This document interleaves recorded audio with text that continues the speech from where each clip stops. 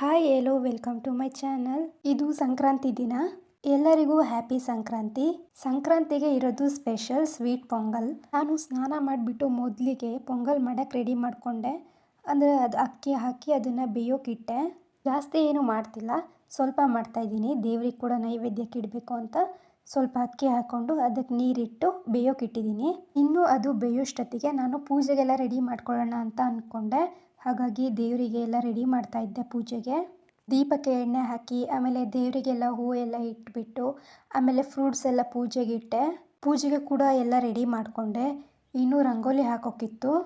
ಮಾಮೂಲಿ ಡೈಲಿ ರಂಗೋಲಿ ಹಾಕ್ತೀನಲ್ಲ, ಆದರೆ ಹಬ್ಬ ಆದಮೇಲೆ ಏನೋ ಒಂಥರ ಸ್ಪೆಷಲ್ ಕಲರ್ ಎಲ್ಲ ಹಾಕಿಬಿಟ್ಟು ರಂಗೋಲಿ ಹಾಕೋದು. ಇದು ನಾನು ಬೇರೆ ರೀತಿಯೇ ರಂಗೋಲಿ ಹಾಕ್ತಾಯಿದ್ದೀನಿ. ನೀವು ನೋಡಿ ಹೇಗೆ ಹಾಕ್ತೀನಿ ಅಂತ.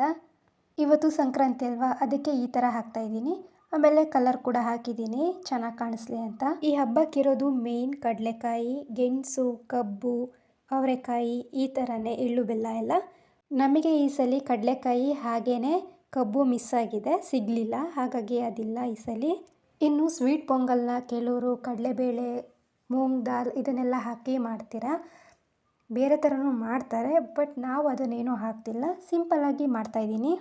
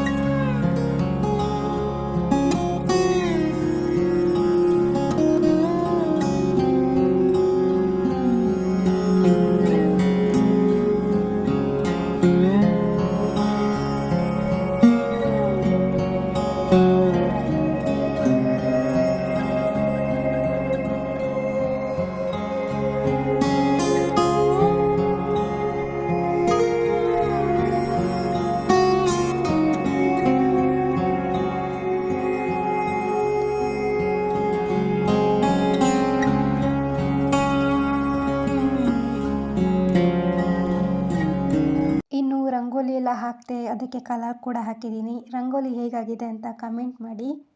ಇನ್ನು ನಾನು ಅಕ್ಕಿ ಇಟ್ಟಿದ್ನಲ್ಲ, ಅದು ಕೂಡ ಬೆಂದಿತ್ತು. ಇನ್ನು ಅದಕ್ಕೆ ಕಡಲೆ ಬೀಜ ಹಾಗೆ ಡ್ರೈ ಫ್ರೂಟ್ಸ್ನೆಲ್ಲ ಸ್ವಲ್ಪ ಹುರ್ಕೋಬೇಕಿತ್ತು. ಅದನ್ನೆಲ್ಲ ನಾನು ಹುರ್ಕೊಳ್ತಾ ಇದ್ದೀನಿ. ಕೆಲವರು ಕಡಲೆ ಬೀಜ ಹಾಕಲ್ಲ, ಬರೀ ಡ್ರೈ ಫ್ರೂಟ್ಸ್ ಹಾಕ್ತೀರಾ. ಅದೇ ನಾವು ಕಡಲೆ ಬೀಜನೂ ಹಾಕ್ತೀವಿ, ಚೆನ್ನಾಗಿರುತ್ತೆ ಅಂತ. ಇದು ಮೂರನ್ನು ನಾನು ಹಾಕಿಬಿಟ್ಟು ಹುರ್ಕೊಂಡಿದ್ದೀನಿ ಸ್ವಲ್ಪ. ಇನ್ನು ಅದನ್ನು ಹುರಿದ್ಬಿಟ್ಟು ಒಂದು ಪ್ಲೇಟಿಗೆ ಹಾಕ್ಕೊಂಡೆ. ಇನ್ನು ಕಡಲೆ ಬೀಜ ಸಿಪ್ಪೆ ಎಲ್ಲ ತಗೊಂಡು ಇಟ್ಕೊಂಡೆ. ಇಲ್ಲಿ ಅನ್ನ ಕೂಡ ಬೆಂದಿತ್ತು. ಅದಕ್ಕೆ ನಾನು ಬೆಲ್ಲಕ್ಕೆ 2 ಏಲಕ್ಕಿ ಹಾಕಿ ಪುಡಿ ಮಾಡ್ಕೊಂಡಿದ್ದೆ, ಅದನ್ನು ಕೂಡ ಆ್ಯಡ್ ಮಾಡಿದೆ. ಆಮೇಲೆ ಒಂದ್ಸಲಿ ತಿರುಗಿಸ್ಬಿಟ್ಟು ಕಾಯಿ ತುರಿ ಕೂಡ ಹಾಕ್ಕೊಂಡಿದ್ದೀನಿ ನಾನು. ಇನ್ನು ಬೆಲ್ಲ ಕಾಯಿ ತುರಿ ಹಾಕಾದ್ಮೇಲೆ ಕಡಲೆ ಬೀಜ ಹಾಗೆ ನಾವು ಡ್ರೈ ಫ್ರೂಟ್ಸ್ನ ಹುರ್ಕೊಂಡಿದ್ವಲ್ಲ, ಗೋಡಂಬಿ ಹಾಗೆ ಬಾದಾಮ್, ಇದೆರಡನ್ನು ನಾನು ಹುರ್ಕೊಂಡಿದ್ದೆ. ಅದನ್ನು ಕೂಡ ಅದಕ್ಕೆ ಹಾಕಿಬಿಟ್ಟು ಒಂದ್ಸಲಿ ಚೆನ್ನಾಗಿ ಮಿಕ್ಸ್ ಮಾಡಿಕೊಂಡ್ರೆ ಸ್ವೀಟ್ ಪೊಂಗಲ್ ರೆಡಿನೇ ಆಗೋಗುತ್ತೆ. ಇನ್ನು ದೇವರಿಗೆ ನೈವೇದ್ಯಕ್ಕಿಟ್ಟು ಪೂಜೆ ಕೂಡ ಮಾಡ್ಕೊಳ್ಳೋಣ ಬೇಗ ಅಂತ ಅಂದ್ಕೊಂಡೆ. ನಮ್ಮನೆ ಹತ್ರನೇ ಬಾಳೆ ಗಿಡ ಇದೆಯಲ್ಲ, ಅಲ್ಲೇ ಬಾಳೆ ಎಲೆ ಕಟ್ ಮಾಡ್ಕೊಬಂದ್ಬಿಟ್ಟು ಅದಕ್ಕೆ ನಾನು ಸ್ವೀಟ್ ಪೊಂಗಲ್ ಇಟ್ಟು ದೇವ್ರಿಗೆ ನೈವೇದ್ಯಕ್ಕಿಟ್ಟೆ. ಆಮೇಲೆ ಎಳ್ಳು ಬೆಲ್ಲ ಎಲ್ಲ ಒಂದು ಚಿಕ್ಕ ಬೌಲಿಗೆ ಹಾಕಿ ದೇವ್ರ ಮುಂದೆ ಇಟ್ಟು ಪೂಜೆ ಕೂಡ ಮುಗಿಸ್ಕೊಂಡೆ. ನೋಡಿ ಹೇಗೆ ಕಾಣ್ತಿದೆ. ಇನ್ನು ಇವತ್ತು ಬೆಳಿಗ್ಗೆ ತಿಂಡಿಗೆ ಸ್ವೀಟ್ ಪೊಂಗಲ್ ಹಾಗೆ ಫ್ರೂಟ್ ಸಲಾಡ್. ಇವತ್ತು ತಿಂಡಿ ಕೂಡ ಇಷ್ಟೇ. ಇನ್ನು ಮಧ್ಯಾಹ್ನಕ್ಕೆ ಏನು ಸ್ಪೆಷಲ್ ಮಾಡಲಿಲ್ಲ, ಅಂದರೆ ಮಾಮೂಲಿ ತರಕಾರಿ ಸಾಂಬಾರು ಹಾಗೆ ಅನ್ನ ಮಾಡಿದ್ವಿ ಅಷ್ಟೇ. ಅವರೆಕಾಯಿ ತಂದಿದ್ರು ಇದ್ಕಿದ ಬೇಳೆ ಸಾರು ಮಾಡೋಕ್ಕೆ, ಆದರೆ ಅಮ್ಮ ತೋಟಕ್ಕೆ ಹೋಗ್ತಾರೆ, ಹಾಗಾಗಿ ಮಾಡೋಕ್ಕಾಗಲ್ಲ ಅಂದ್ಬಿಟ್ಟು ನೈಟ್ ಮಾಡೋದು ಅಂತ ಹೇಳಿದ್ರು. ನನಗೆ ಆ ಸಾಂಬಾರು ಮಾಡೋಕ್ಕೆ ಬರಲ್ಲ, ಒಂದ್ಸಲಿನೂ ಮಾಡಿಲ್ಲ. ಇಲ್ಲಾಂದಿದ್ರೆ ನಾನೇ ಮಾಡ್ತಿದ್ದೆ. ಅವರೆಕಾಳನ್ನೆಲ್ಲ ನಾನು ಬಿಡಿಸಿ ನೀರಲ್ಲಿ ನೆನೆಸಿಟ್ಟು ಆಮೇಲೆ ಕಾಳನ್ನ ಇದ್ಕಿದ್ದೆ. ಆಮೇಲೆ ಅಮ್ಮ ಬಂದು ನೈಟ್ ಸಾಂಬಾರು ಮಾಡಿದ್ರು. ಅದ್ರ ಜೊತೆಗೆ ಪೂರಿ ಕಾಂಬಿನೇಷನ್ ಚೆನ್ನಾಗಿರುತ್ತೆ ಅಂತ ಹೇಳಿದೆ, ಹಾಗಾಗಿ ಪೂರಿ ಮತ್ತು ಇದ್ಕಿದ ಬೇಳೆ ಸಾಂಬಾರು ಮಾಡಿದರು. ಇವತ್ತು ಸಿಂಪಲ್ ಹಬ್ಬ ಆಗಿತ್ತು ನಮ್ಮದು. ಇವತ್ತಿನ ವ್ಲಾಗ್ ಕೂಡ ಇಷ್ಟೇ.